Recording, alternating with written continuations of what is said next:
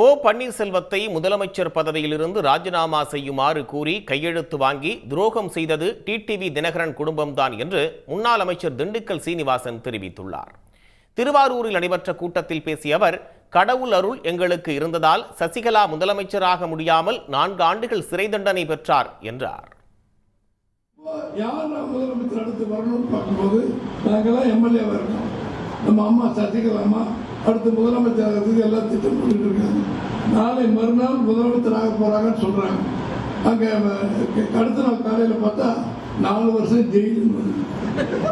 நீங்க பாருங்க, கடவுள் யாருக்கு அருள் கொடுக்குறாருன்னு பாருங்க. பன்னீர்செல்வத்தை அங்கேயே உட்காந்து ராஜினாமா பண்ணு கையெழுத்து போட்டவர் வாங்கினவர் தினகரன். நாங்கெல்லாம் உட்காந்துருக்கோம். கையெழுத்து போடுங்க பன்னீர்செல்வம். இல்லைன்னே அதை யோசிப்போம் அப்படின்னு போடுன்னு சொல்லி லெட்டர் இல்லைன்னாரு.